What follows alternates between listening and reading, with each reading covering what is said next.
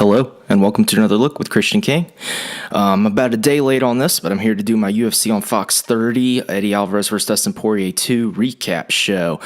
These fights were awesome. I thought about going on after the fights, but just right afterwards, because I don't have a co-host, it's a little hard for me to kind of compress all my thoughts and excitement into a coherent podcast, so that's a little tough. And then I had prior plans for the morning after, but I think from now on the plan will be to record the morning after fights as opposed to trying to do it the night before. And also you can expect me back tomorrow night for my UFC 227 preview show. So let's jump right in. These fights were awesome. We're going to start with the main event and work our way down as far as we care to go. So Dustin Poirier defeated Eddie Alvarez by TKO at towards the end of round number 2. So what at 4:05 round number 2. So first thing I want to say is there's this narrative going on. One advantage to being a day late is that I've had time to hear the narrative going on from a lot of people that this is controversial because of the stand-up. No, it's not. Eddie Alvarez committed 3 fouls that all went uncalled. None of them received a point deduction. So with the third foul, him losing position, it's not like they started him off with Dustin Poirier punching him in the face and he wasn't allowed to block it. All they did was stood them back up to a neutral position. Eddie should have had a point deducted, in my opinion, so I don't know where there's any idea that a stand-up was controversial. Eddie Alvarez, if you weren't counting the fouls, Eddie Alvarez got put in the guillotine and he grabbed the fence to help him escape the guillotine. He then also put his finger in Dustin Poirier's ear to pull on his head. That's also a foul. And then the third foul was the egregious 12-6 elbow. I don't think it was intended to really hurt Dustin Poirier, but you can't throw a 12-6 elbow. That's the rules. So this idea that there's controversy in that loss for Eddie is bananas, in my opinion. There's no controversy here. Dustin Poirier is the fair winner. Like I said a minute ago, they put them in a neutral position to restart the fight. There was no advantage given to Dustin Poirier. They didn't reverse the position and let Dustin Poirier be on top. All they did was reset them to a neutral position because Eddie had committed a third foul in the span of about 2 minutes. So I don't see any controversy there. So I just rewatched this fight and I rewatched the Aldo fight, which we'll get to in a minute, just a second ago. So after rewatching this fight, one quick thought I have is that Dustin Poirier's boxing defense is still underrated. He has very good traditional boxing defense. He's very slick, and he manages to work in good defense with blocking kicks into that mix of more traditional boxing defense or more slick boxing defense. He looked great. The first round was a good round. What I saw, Dustin landed one very hard leg kick right below the knee of Alvarez that spun him around for a second.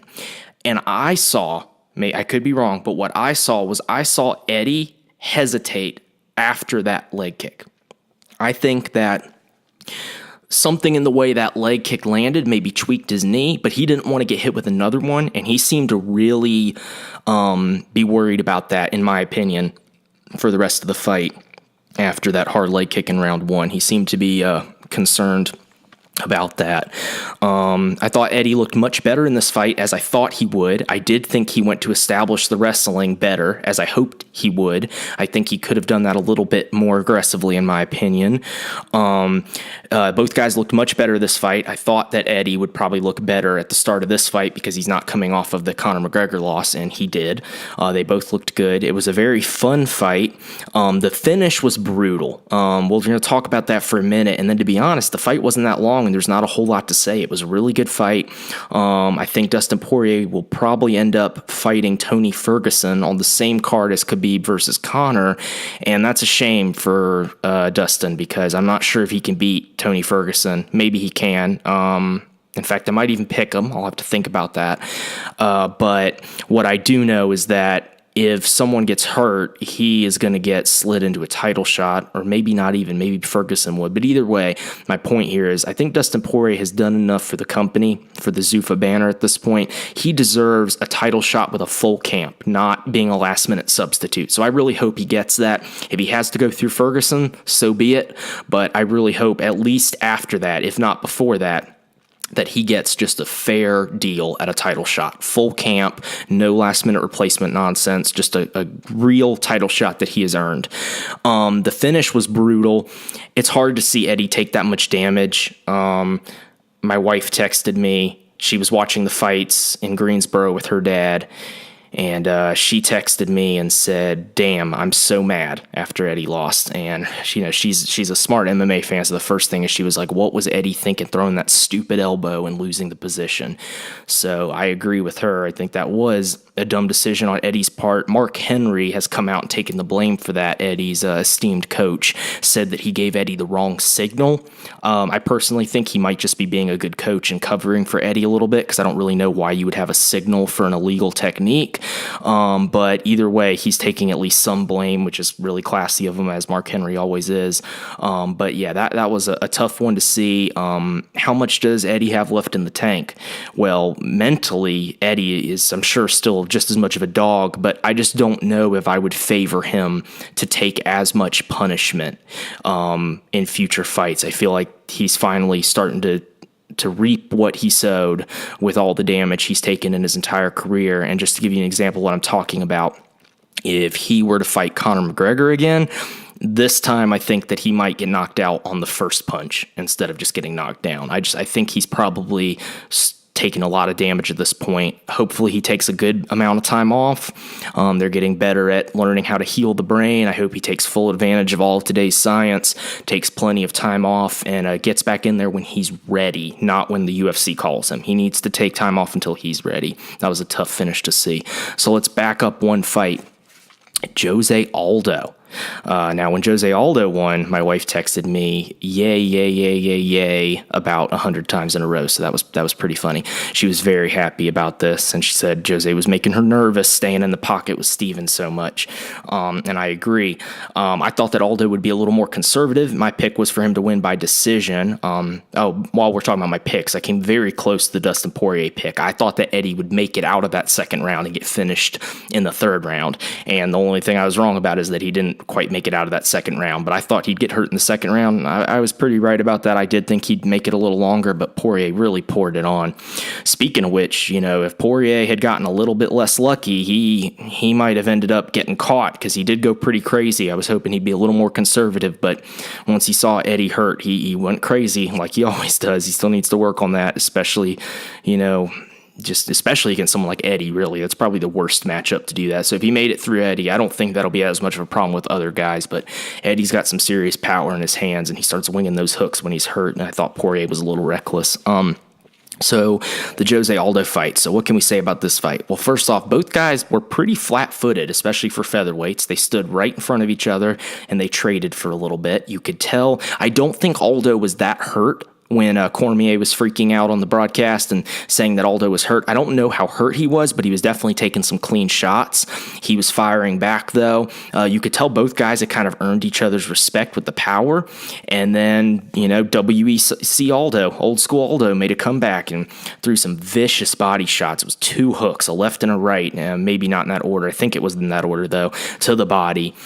Crumpled Stevens. He tried to fight through it. He's a savage, but when your body shape, you've never been hit to the body like that, then you don't understand. But let me tell you, when you get hit to the body like that, it's not the initial impact that hurts. It's about 2 seconds later, and you just feel like your guts are exploding, and you can't breathe, you can't move your arms, you just feel paralyzed. And you could see that look on Jeremy Stevens' face. MMAfighting.com had a great photo. I want to give them credit. I think it's Esther Lynn, maybe, who's their photographer, if I've got that name right, but MMAfighting.com had a great photo, and you just see the look of pain on Jeremy's face as he's starting to backpedal from that body shot, and you see Jose's eyes lighting up. So it was just pretty intense picture when you look at it. You should go check that picture out. It was pretty cool. I'm sure you can find it on their website, MMAfighting.com. So yeah, Jose Aldo getting the TKO at 4:19 of the first round, and then just collapsing in joy.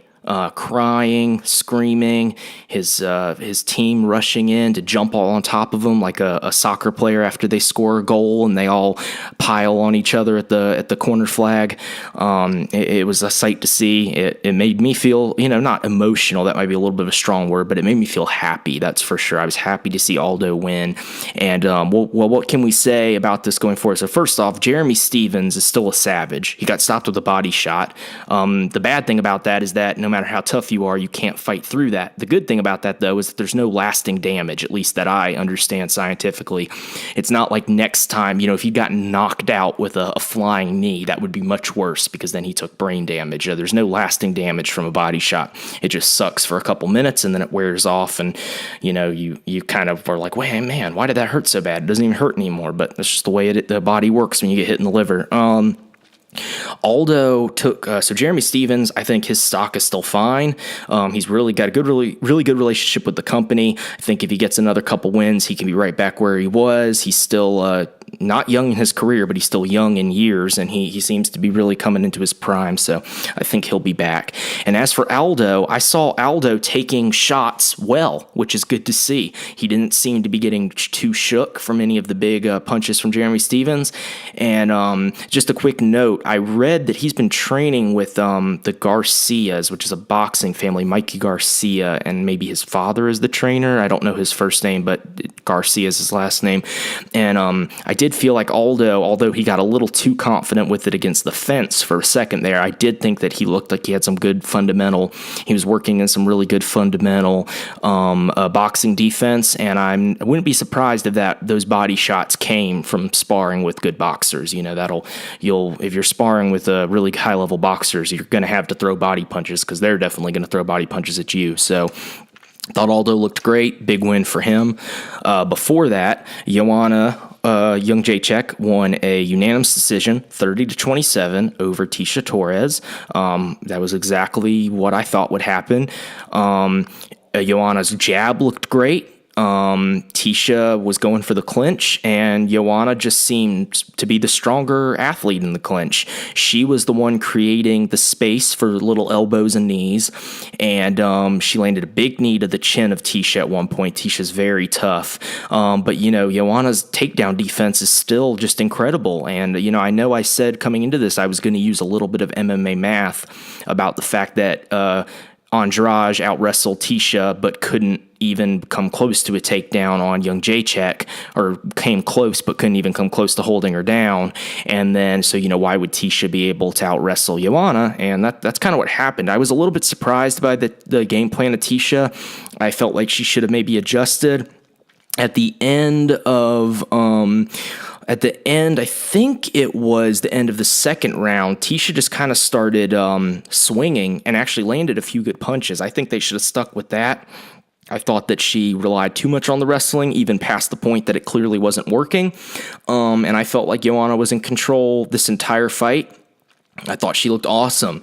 And then I guess my big takeaway from this fight would be that it was nice to not see Joanna take a ton of damage.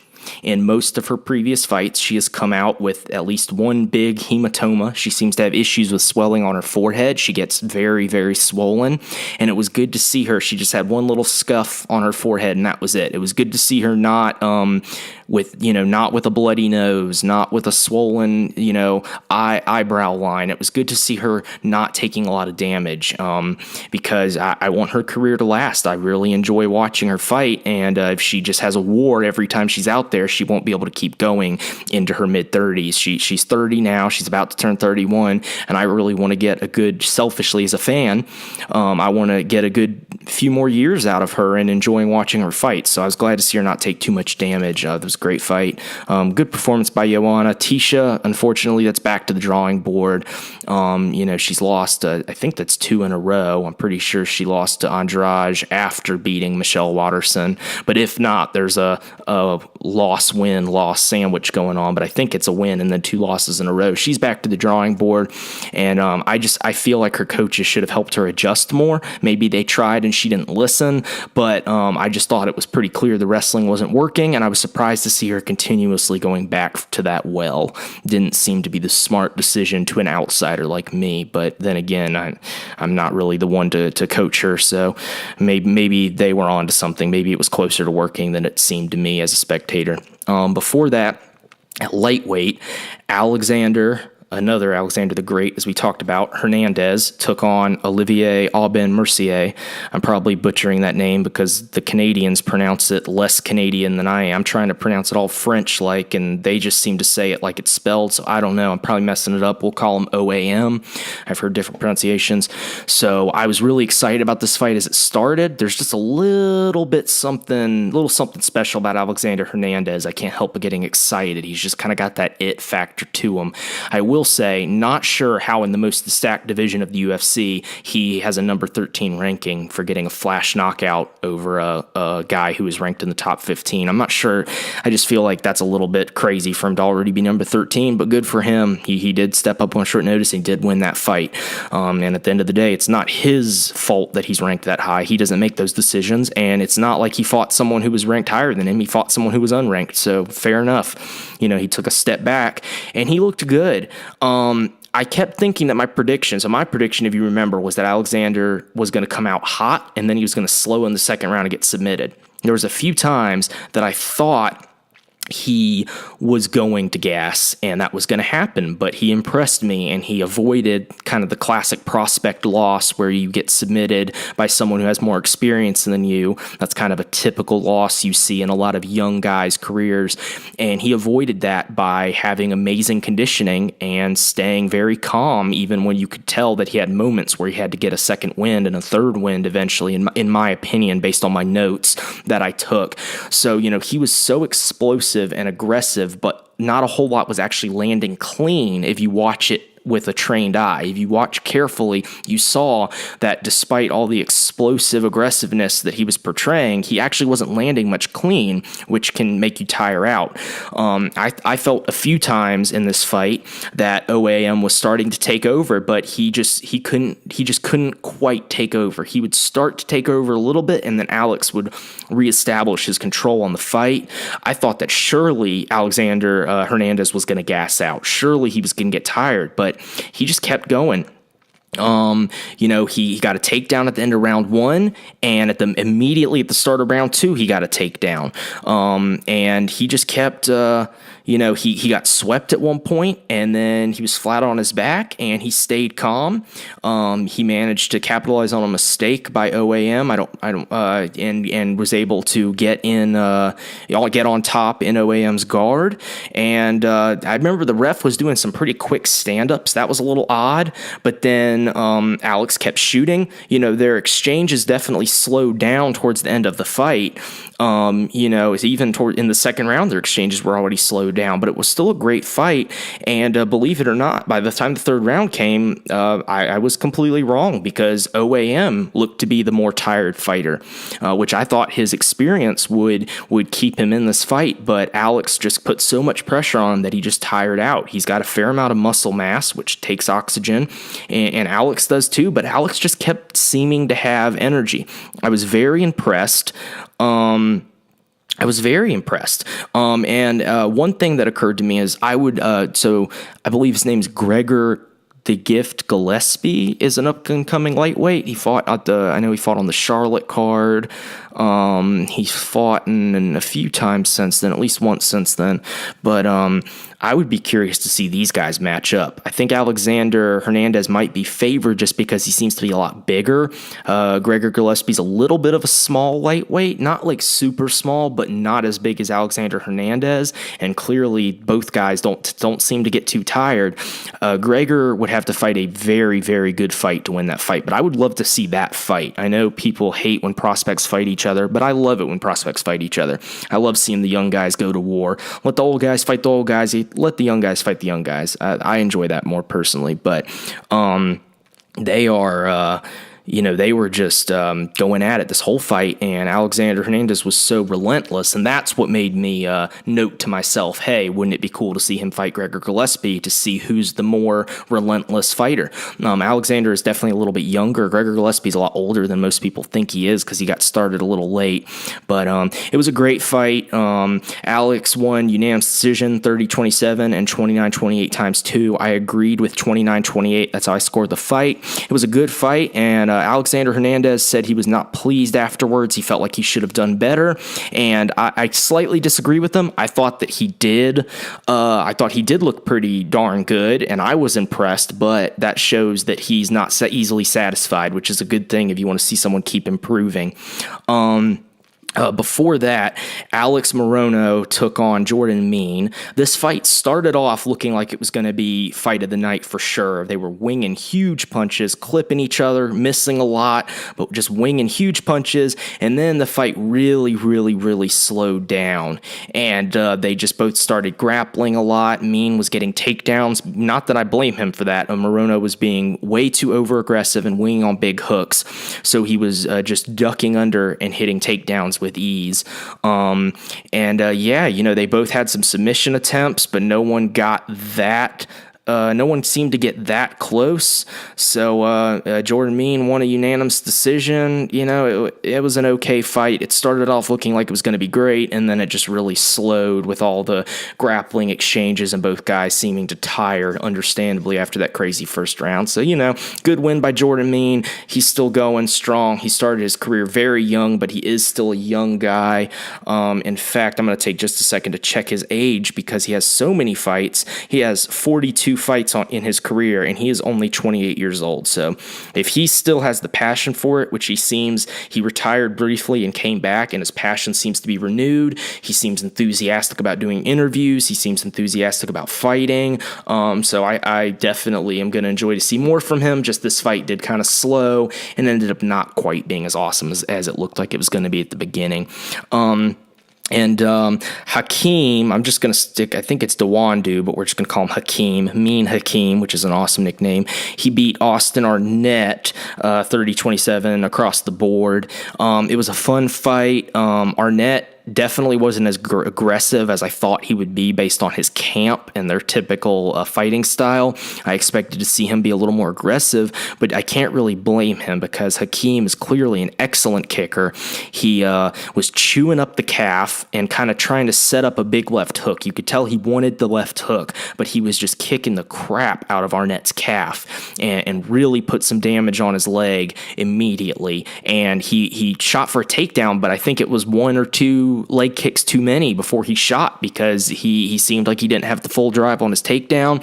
His leg was definitely already damaged, and then from there he just hesitated a lot. And even when they got into big exchanges, at one point he started landing his straight right. Arnett started landing his straight right down the middle on Hakeem, but he had all that damage to his lead leg that he couldn't really sit down on it as hard. So you could tell the power wasn't quite there, which was very smart by Hakeem.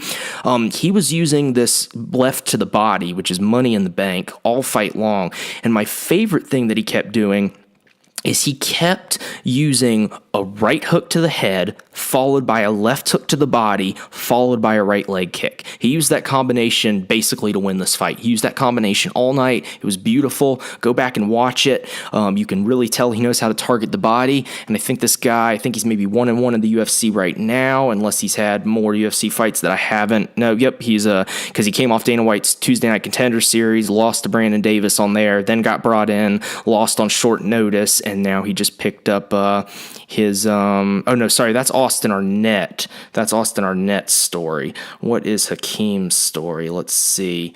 He was from World Series of Fighting. He came in on short notice and lost to Danny Henry. Maybe it was short notice, I'm not sure. I think it was by submission, and then he just picked up his first UFC win. So he's 1-1 in the UFC, and he's looking good. I can't wait to see what's next for that kid. I really enjoyed that fight.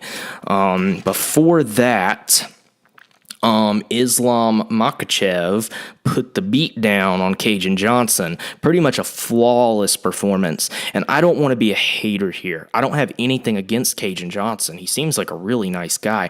I'm not a fan of his game, though. I don't like when fighters just back up against the fence and dance around and switch stances a lot without doing much. It just, it kind of reminds me, I felt, and this would be met with some criticism because everyone loves Dominic Cruz, I love Dominic Cruz too, but I think in the beginning when he was doing that, it was a little bit meaningless, and now he's really perfected it to where all of his false starts and stops really do work on you, unless you're like Cody Garbrandt and you just decide you're not going to bite on a single feint the entire fight, and then they don't work at all, which is the problem with that style. But at least I feel like Dominic Cruz has some purpose behind it. I feel like Cajun is just randomly doing things, and maybe that's too harsh of a critique. I'm sure the dude could beat me up real easily, so I'm not talking bad about him, but I don't like that style of fighting, and I'm a spectator, and it's a spectator sport. So if I don't enjoy that style of fighting, then I'm not really going to enjoy watching him fight, and I think that's fair enough. I spend my hard-earned money to watch pay-per-views and to pay for TV packages and to pay for high-speed internet so the fights don't constantly buffer the whole time when I'm watching them online on Fight Pass. So if I'm the consumer and I don't like what the goods and services that he is providing, then I can choose to not enjoy his fights. And I think that's perfectly fair. And I felt like that cost him. He gave away all the space by just backing up against the fence and being content to just switch stances over and over. So Islam got in on an easy takedown. And then from there, Cajun, you could tell he defended the initial attempt, but it wasn't enough to defend the second attempt. And then Islam just dominated him. I mean, it was a flawless victory. And I don't think that Cajun's fighting style helped him out one bit in this matchup, and I'm not quite sure why he just did the same thing that he did to Adriano Martins and tried to take that same plan that worked, and it only worked because he landed a somewhat lucky shot against Adriano Martins, and then he tried to use that same style against a totally different style of opponent. I just don't understand that. I'm not sure. I think he trains out of TriStar, which Firas Zahabi is one of the best in the game. I'm not sure if Firas Zahabi was down with that game plan against a guy like Islam Makhachev, but it definitely didn't work. Islam got on top easily, took full mount easily, and then from mount he transitioned to an armbar and finished it easily. And I don't want to get into all the politics here, but Cajun Johnson has been talking a lot about the UFC.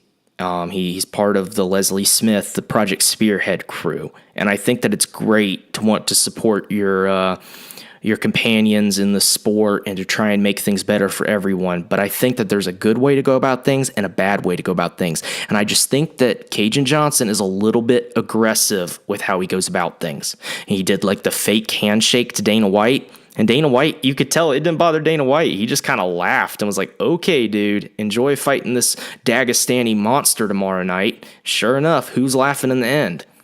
The guy who's a multi-cajillionaire, and you thought you were funny giving him a fake handshake and talking bad about him all the time, and you just got easily beat up by a Dagestani gangster, and now you're probably going to get cut because you haven't put on very exciting fights, and now you just lost easily, and the UFC doesn't need any reason to cut you because you're an independent contractor. So I think that if you went about things in a more diplomatic way, you could prevent backing yourself into a corner where if you lose, you're probably going to get cut. I won't be surprised when he gets cut, and there's nothing anyone can say about it because he just lost to a guy who, as far as I know, is unranked in the first round without landing any meaningful offense. And that can get you cut from the UFC. And it won't even matter that he's been talking bad about Dana White and talking bad about the UFC. And the fact of the matter is, I agree with a lot of what he's saying. I do. I just think that he's going about it in the wrong way. If he was Conor McGregor and he could make the difference between the UFC having a good financial year and a bad financial year, then his approach is fine. But he's not. He's an undercard fighter who makes very little money, and if he's cut tomorrow, only people like me and you will notice. I'll notice because I know who he is, but no one else does. So I just think that, I don't know. I hope he doesn't get cut. I hope he gets another. I know I was just talking about how I'm not a fan of his fighting style, but I want him to be able to put food on his plate. I don't know if he has a family. He might have a family. I don't think he does. He's a pretty young guy. But either way, I hope the guy gets another fight because I want to see him be able to get a win and keep providing for himself and keep fighting at the highest level. But if they give him a second chance, I think that he'd be smart to just say things a little bit more diplomatically. Leslie Smith did the same thing.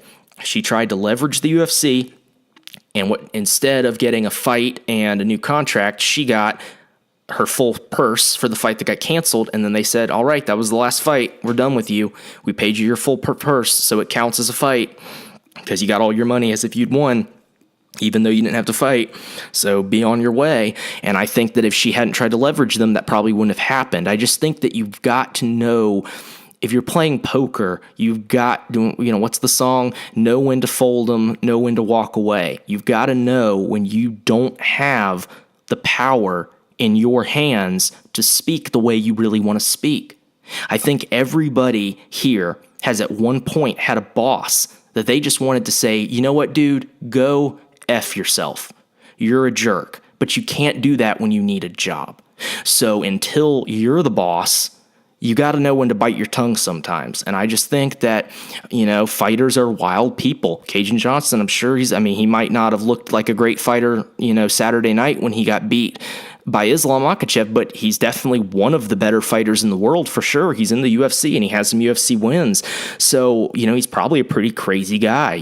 There's that part of him that makes him want to fight in a cage for a living. So it's probably hard for someone like that to know when to bite their tongue. But I think, going about things a little more diplomatically could avoid putting yourself in a Leslie Smith situation, which I think he's in at this point. I'll be curious to see how that develops. Before that, at light heavyweight, I think it's Ewan. I've heard it's pronounced Ewan, even though it's spelled Eon, like an ion. But I've heard it's pronounced Ewan Kutalaba defeated, I'm not even going to try to say his first name, Antigulov. And they just both basically started going crazy right off the bat and then instantly looked exhausted. And then Kutalaba just kept hitting him. And he was so tired, he just wasn't even defending himself, and Ewan got the stoppage. It was a sloppy light heavyweight fight, and like I've said before, as far as heavyweight, especially heavyweight and some light heavyweight goes, unless it's at the very top of the division, I'm just not that into it because it's just a whole lot of power and a whole lot of sloppiness, and both guys get tired right away. So that's just not really my style. I enjoy the lighter weight classes. I would much rather watch a low-level flyweight fight than a low-level heavyweight fight. That's just me. But I didn't get a whole lot out of this fight. I thought the fact that he did the Bret Hart stuff with I don't know that much about pro wrestling, but I know that Bret Hart was at the fights, and I know he's from Canada, and Kutalaba apparently had like the sunglasses on that Bret Hart always wears, so it was kind of cool to see him do a little shout out to a WWE legend in the crowd. That was kind of fun, but other than that, the fight didn't do a whole lot for me. And then we had the I think all the rest of these were on Fight Pass, if I'm not mistaken. So on Fight Pass, we'll count them down real quick. John McDessie beat Ross Pearson 30-26, 29-28, 29-27. So he got a 10-8 round in there on 2 cards and lost a round on 2 cards. A little bit of an odd score. Definitely thought he won the fight.